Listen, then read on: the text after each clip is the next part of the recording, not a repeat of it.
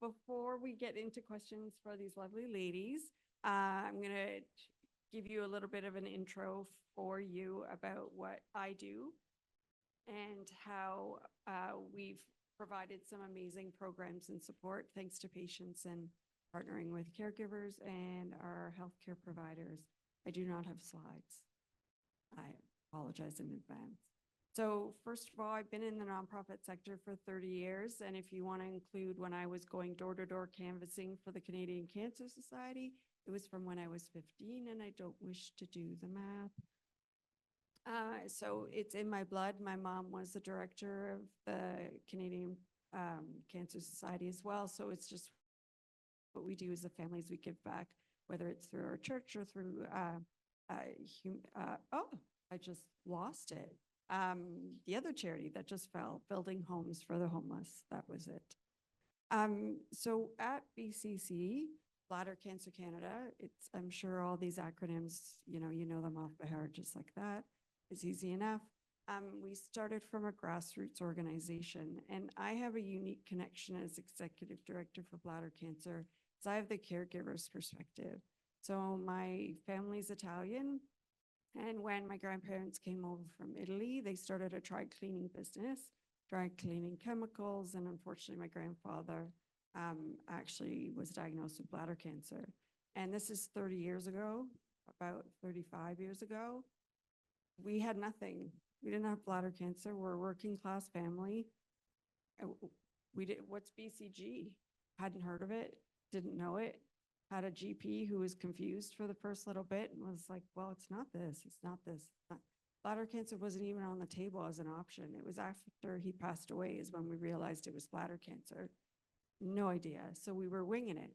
And as a family, as the eldest daughter, it was my job to take care of him.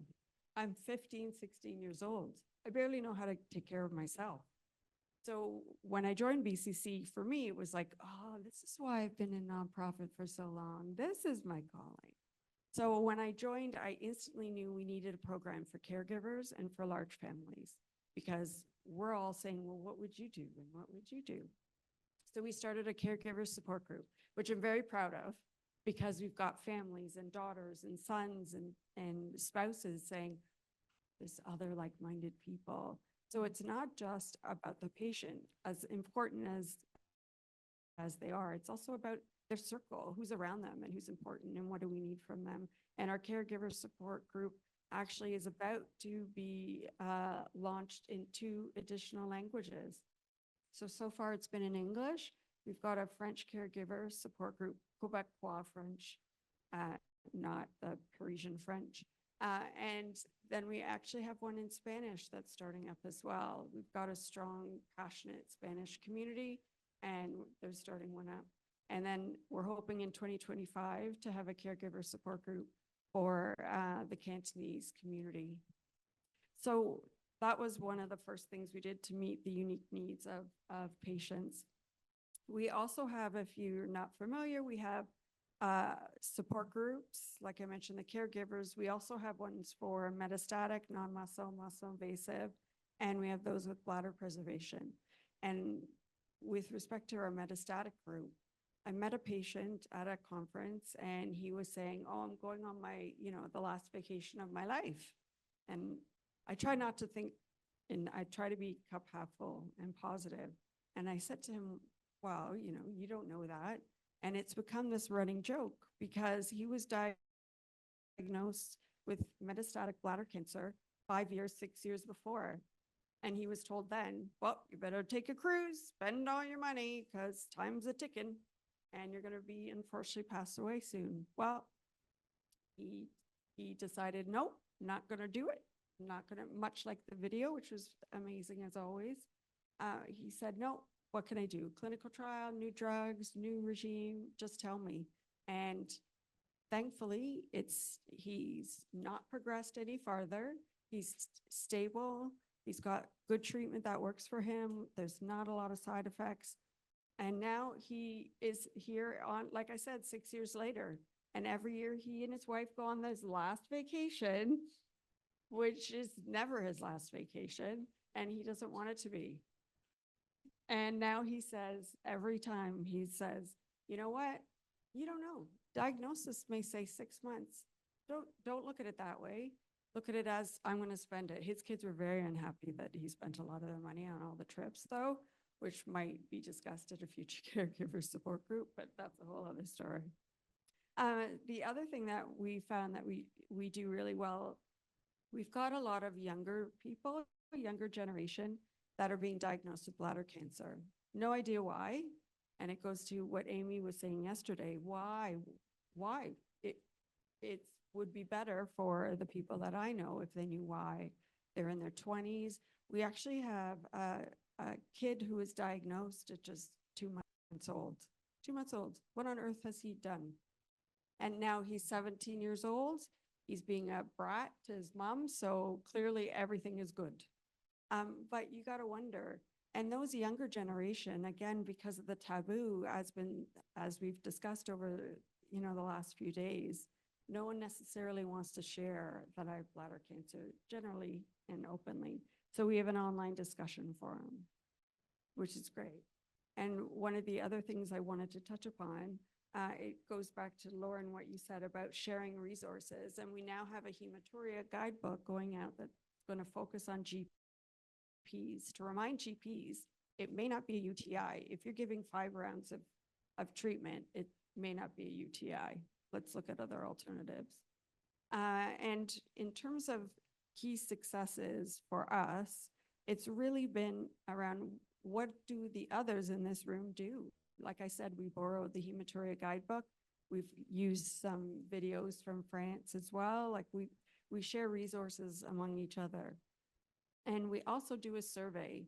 So we have a survey in 5 languages. So what is it that we are doing? What do you need us to do? And we're uber responsive. As soon as we get an idea for something else, perfect, we'll do it. That's not a problem. And let's see how we can get it done. So what I would suggest is to do the same thing. Is there a survey that you send out, or just ask a few people, what do you want to hear? What do you need? And on our website, we have a pop-up. So when you visit our website, it says, do you wish to complete the survey? So it's right there. You can access it and ask any questions. We also do 2 what we call town halls, where we bring patients together and say, what are we doing really well? And what do we need to work on? And what do you need from us? So we can, again, be responsive. And one thing too, to mention that I think if you're able to, Google AdWords. Are you all familiar with Google AdWords? I see 2 nodding, not necessarily. Google AdWords is a grant. No financial money comes in, but what Google gives you is free promotion and putting your name in the Google search, for example. So they'll say it's a $10,000 grant. You don't get $10,000, but instead they will spend that $10,000 on the program. And I think if you don't already have it, that would be something. It doesn't cost money. You have to fill in forms and verify your organization, but that's a great way to expand. And then I will go to the ladies. I think I covered off. Oh, in addition to the additional languages, as I mentioned yesterday, Hindi, Punjabi, Spanish, and Chinese. I used to be, in my previous life, a sign language interpreter, an American sign language interpreter for all of North America. And because of my connections in the deaf community, they've asked me to do a video in sign language because I'm certified and certifiable. Oh, crazy. So that's actually completely new. I've been working with my friends in the community on what do they need, what do they not need, and what is unique to them. Well, of course, they use their hands to communicate like I do.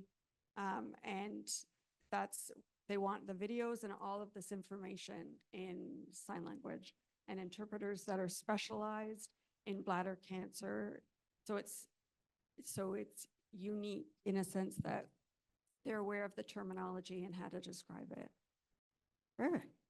So now to the ladies and my mother. Would you like me to ask you the questions that you emailed, or the questions that?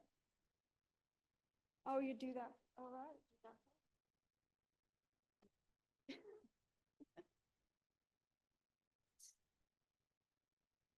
Hi, everybody. I'm also still the same person that I was yesterday. So I'm a patient and the director of patient engagement and support at Fight Bladder Cancer. And yuck. So quickly moving on. So so yesterday I talked about the patient information booklets, but I was quite basic. So I can also answer questions on how to go about these things if you wish. Oh, this is a bit spitty.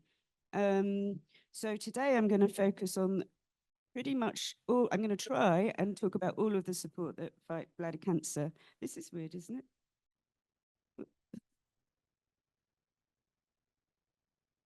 Hello. Hello. Hi. Huh? Oh, just talk. Oh, everyone can hear me. That's good then. Oh, except when you laugh and then it's really deafening. Something I've just found out is that I didn't know you as a sign language interpreter. And some medications from cancer treatments and side effects give you tinnitus. And so I have AIDS and I'm finding myself almost practically deaf. So it'd be quite handy if we could get together before I'm completely. Oh, thank you.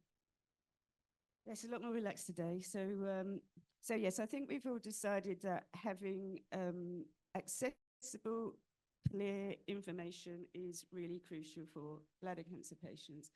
At Fight Bladder Cancer, we, yes, offer support 24 hours a day, 7 days a week. And this is because we have quite a range of things. And we started off with a forum.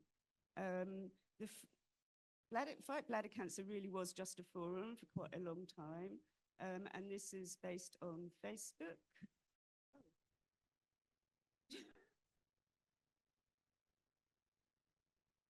Oh, okay. Actually far away. This is going really well. So we started off on Facebook, and it might sound quite easy to have a forum, but it's really difficult. So you have to keep an eye on it all of the time. It's a private forum, which means that people can go on there and others that they know can't see that they're on there. So, but between us, once we're there, we all talk about absolutely everything and anything. And it has to be monitored.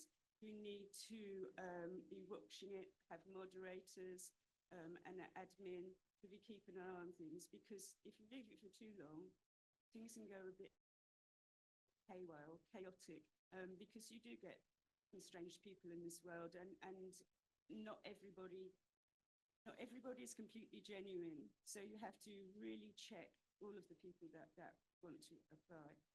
We call it We Are Family. It's more of a community, and we, for the French-speaking people, doesn't mean yes. But as children, we find it quite amusing to say oui. So when we say we are family, that sort of gives us all a bit of a smile. Right. So, this is really, really free. This is the most flexible microphone ever.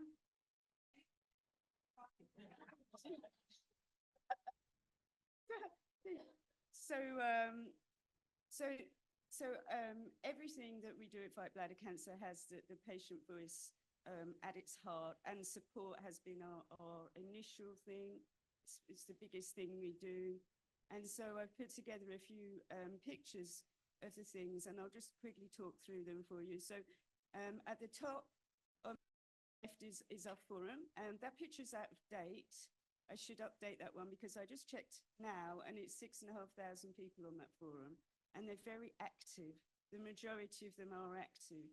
And it's not just the UK, we have people from America and Australia. There's always somebody on there, no matter what time of day it is. And it's not just about bladder cancer. There's also people just talk about just general day-to-day things. And for example, we have a lady who, I'll tell you a quick story if I've got time. So we have a lady who came onto the forum, and it was very small. She was in her 60s, and it was a shock that she had bladder cancer. And she decided to drink a bit of vodka, and she would come onto the forum and be quite interesting. This lady is so lovely. I've met her in real life. She's really gentle and really genuine. And so she decided, as a kind of apology, to every day to write not a diary or a blog, but it's just a few things about what she's doing. And it's things like, I did the washing today. I might go out for dinner. The grass is getting a bit long. And actually, she does this every day. If she doesn't do it, I have people contacting me asking if she's okay. And I don't know how long she's been doing that, Laurie, but quite a few years now. And she's absolutely wonderful. So it doesn't always have to be about bladder cancer. It mainly is, of course. But, you know, you get people who want to put jokes up. It's just a really nice community where we all can talk and trust each other. You've seen the booklets at the top. That's another picture of them there, or some of them there.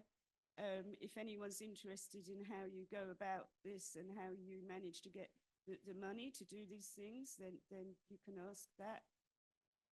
On the right, you can see two men shaking hands. I think that one on the right's a man. So what we do is as you know, and you've heard from the video, when you meet somebody else, it's quite quite a weird and amazing experience. So some people don't want to go onto a forum. It's not their style. So you have to offer all kinds of things.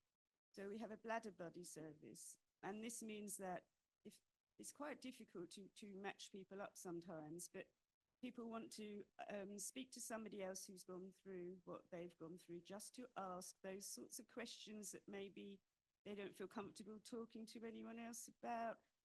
Day-to-day life, if they have a stoma, all sorts of things. But not only that, a lot of people have decisions to make just after their diagnosis, which is really bad, because some people are told you can have this procedure or you can have that procedure. If you know nothing about the procedures in the first place, you don't really, how can you make a decision? So what I try and do is I'll find someone. So if it's somebody who wants to make a decision between a neobladder and a stoma and bag, for example, they can speak to a person who's had both, and they can ask them about what their life's like. How do they manage? You know, how do they cope with these things? We've started doing some webinars. We've done a couple. The one that you can see there was for robotic cystectomies. And we had, so there's a couple of patients there and a couple of professionals. And actually the surgeon took his mobile phone into surgery, and he walked around and he chatted and said, oh, this is what it looks like when people are having a surgery. This is what, you know, this is what the bed's like. Here's the monitor, kind of thing, with his mobile. It was such a nice thing to do for us. I mean, obviously I don't have much time, but I'd really like to tell you how to get going if we do have time afterwards. But yeah, we have a bit of time. Don't be daunted by all this, because the thing is that we attended a lot of smaller functions and larger functions that were relevant to urology, with a small table and some information on it and some wristbands. But the information was really just leaflets.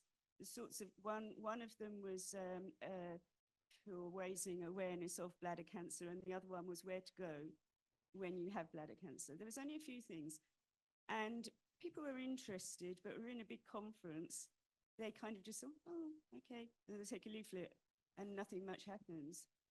But it's only when you've got something to offer that it gets exciting. And when we first started making our magazine, there's a photo of me with my hands in the air and all of these people around me trying to grab. We have a sale, and it's like the Selfridges sale on the 1st of January, and it reminded me of that. I was basically there with the magazine and people was trying to snatch it. And the magazine is created by patients and professionals, and they mostly got longevity. In other words, you know, a lot of the stuff is things that you can look at year after year, things about mental health. The one I've chosen to show you is the sex issue. We did two. The first one was so popular that they're free, but that everybody wanted that one. This one is a little bit, don't mind the subjects we talk about in Fight Bladder Cancer. We're very to the point, and this one is it's rather, I wouldn't say hardcore, but it doesn't leave anything unturned. So I will let somebody have this. I'll discreetly leave it so then I don't have to carry it back with me. But once we had a magazine, we were more on the map and we didn't have to shout around and say, hello, here we are wearing orange and be stupid, which was really annoying to me. We had something and people were taking notice. So it was only at that point, I think, having watched it, that people really got interested. We had something to give them. And these go, you can get them free. The patient's going to order them online. They don't have to have a hard copy. They can have an online version. But also they're handy to put in urology departments and GPs. So if people are sitting around, then they have something to look at. And and there's all sorts of interesting things in there. You have to remember that not everybody likes the same kind of support. So in the pandemic, very grudgingly, I must admit, I started support group, online support group, and I did that once a month. I do it once every other month now. Sometimes they're very well attended, sometimes they're not very well attended. Sometimes we have a speaker, but actually a lot of people just want to chat. So at the moment we're just having chats and I show them photos and we have some fun as well. It's quite hard work actually doing these kind of things because everybody wants to turn up. And then when it comes to it, everybody seems to fall asleep and I'm getting loads of messages, oh no, I'm asleep, oh, I've missed it and so on. But the way I see it is even if one person's helped, that's worth it. And we've had people see our support group on the day they've been diagnosed and turned up. And one man was so scared about having a bag, he needed to have a bag. He didn't understand, how can you have a bag? How does it stay on? And this man said, actually, I need to change my bag right now. And he stood up in the middle of the meeting and he changed his stoma bag. With all of us watching, I had one lady sitting knitting, watching, and he was showing us how to do it. It was absolutely brilliant. It really was. I wish it had been recorded. So, for other people, because it was just brilliant. It was just so spontaneous. And then I will show you.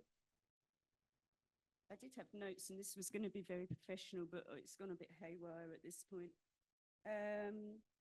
So yeah, it's important to always listen to the patients, get feedback, find out what they need, if there's something we've missed, keep everything up to date. And really it is all about empowering people. Everything we do, you can see that knowledge is power. The more you know, the more you can cope with things, the more you know there's more people out there. All of these things help. So I will show you my final little slide. So last year we invited this strange man to come and join us on our stand from WBCPC. So that's Theo on there. So this is an example. This is exactly what it looked like when we started. Orange tablecloth. There was hardly anything on it at that time. We used to spread everything out to make it look interesting, and we had balloons and goodness knows what. They've banned balloons now, I think. So there you can see all of the things we have, and there's awareness in the background, there's all of our magazines, and there's enough there for people to come and see that we've got a good amount of information, but it takes time. So, thank you very much.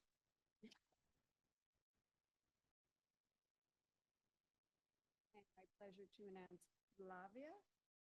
Am I pronouncing that correctly? Thanks.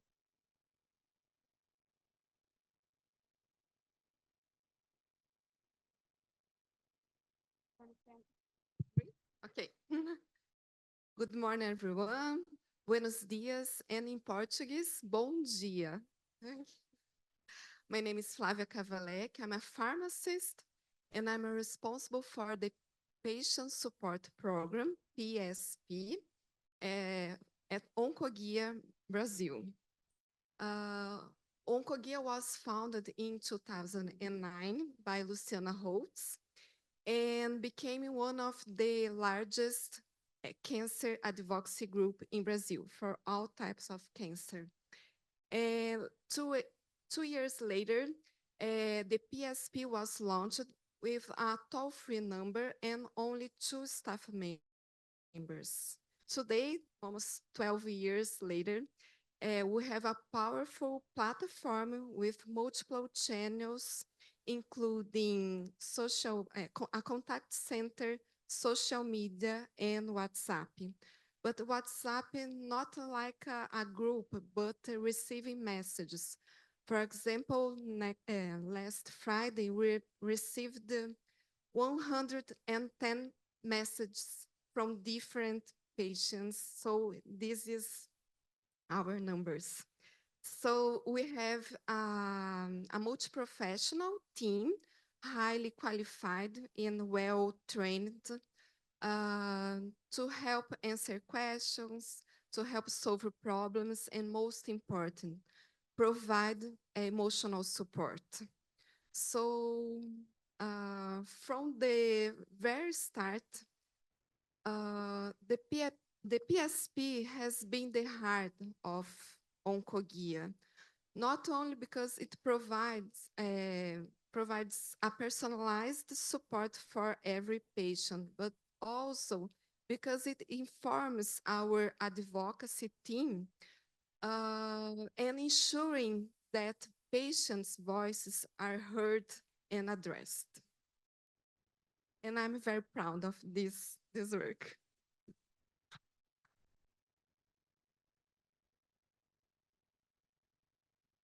Now let's see, is this on? Yes, yes. Thank you so much. So I've been scripted with questions, and I'm not fancy to have a tablet.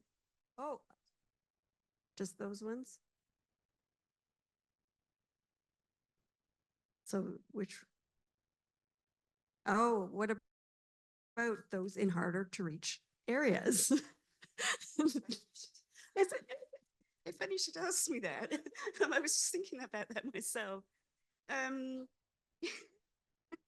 So obviously there's a few different problems with people in hard to reach areas. So we have a post lottery, which means depending upon where you live, which region or county, and which hospital you're next to, depends upon what treatment you might get, what's available to you, and so on.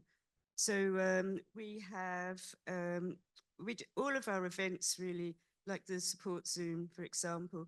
A lot of people have enjoyed those because they're meeting people from the other side of the country. You know, not just people on their doorstep or their hospital. It's really a nice kind of feeling for everybody all chatting together. There's also people with health literacy. You know, the stereotypical bladder cancer patient. So we have to make sure that everything is extremely clear, and you just make sure that everything gets checked. If you've got patients that are willing to help you and volunteer and look over things, different patients, because the thing is with, say, somebody like me or you, after a while, you forget the patient kind of frame of mind because you're so used to having to talk about bladder cancer. So you've got to take yourself right back to how you felt when you were originally diagnosed. And the thing that we're doing at the moment, we have, so there's a language barrier. We have lots of different nationalities in the UK. And we've just started to translate some of our information. And this is where it's really handy, you know, the rest of the groups here, because Michelle was able to help us with some of the information that they had already done. So if the work's been done already, that can save you a lot of time. Our first attempts were, which we have just recently done, is changing some of our awareness posters into Welsh, which is an extremely difficult language. I thought maybe I'd quickly learn it. But I went onto Duolingo and I thought, no, I don't think so. So in Wales is in the UK, but everything is in Welsh and English. It's normal, the street signs and everything. And it's a language that they're really trying to uphold, and a lot of people still speak. So they're very excited to see that. The next thing we're doing, are we in October? Yeah, so this month we are starting off our Hindi translations, and we're going to a community, an Indian community with lots of their people and leaders of various groups to talk about bladder cancer. And we're taking a surgeon with us because you find along the way that different cultures have different types of things. Like, it wouldn't have been that good for me as a woman and being white to stand there and talk to older Indian men about going to the toilet. They would be embarrassed and they would not listen. So the message would be lost. So there's lots of different lessons that we're learning along the way. So if it's anything that you want to do in your own country, then please reach out. Michelle's been fantastic for things like that. So and maybe next year we'll be able to tell you the other projects, because we've got some more coming up. And very quickly, the languages that you have in your country, that it's mainly the people that need a translator when they go to the hospital, but it's not necessarily the most common language. So what I'm trying to say is, it's the people who are most likely to get bladder cancer. So we found, for example, in London, it was Portuguese was the language that was most needed for a translator. Whereas in the Midlands and up north, it was Urdu and Hindi. So, you know, it's not always, you've got to think about the people that not just translate into any language that's very commonly used apart from your own, are those people statistically getting bladder cancer? So you've got to talk to the professionals in the hospitals, make contact with them so that you can ask those questions. Yeah. I like this. This moderating with these two ladies is easy. Can you share a successful example of a patient support program in Brazil and what made it effective? Yes, sure. I'd like to share an example of our work as a PSP, very close to the advocacy team. So in the last 2 years, bladder cancer has been among the top 10 most inquired cancer types in our PSP. And that's due to the shortage of BCG. So, so we find we realize that many patients come to us to know how to solve this problem, and we understand that this is a global issue, but in Brazil we have a particular issue that for many years, since 2022, the local public factory for BCG has encountered issues. And with the increasing the number of cases, our advocacy group could address questions to the public prosecutors and health authorities. And unfortunately, the Brazilian public factory lost its license for non-compliance with good manufacturing practices.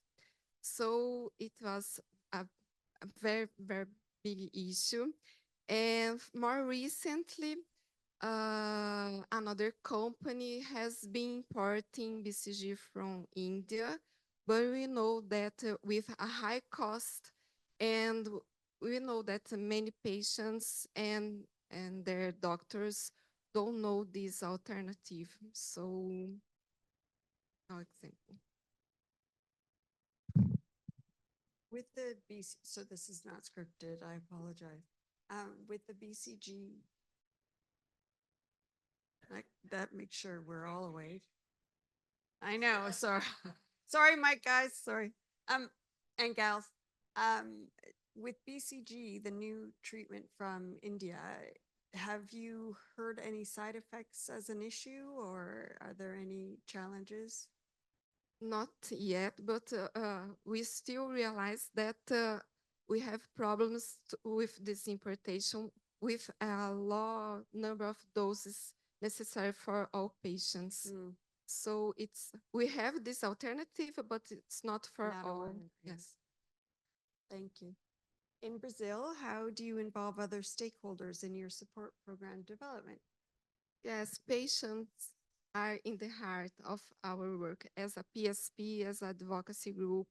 So since from the very start, patients could help, and until today, we know that they give us feedbacks to improve our qualities. For one example is the opportunity to use the WhatsApp.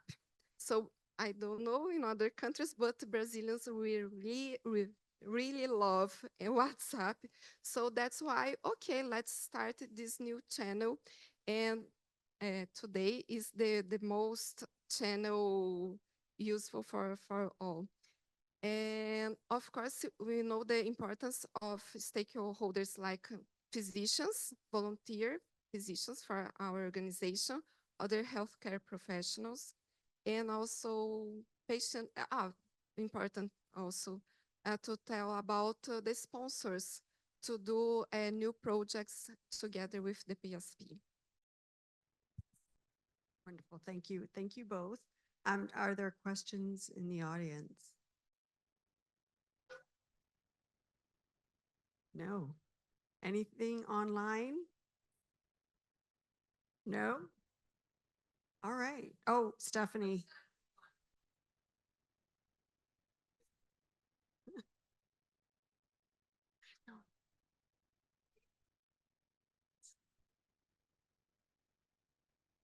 Mm.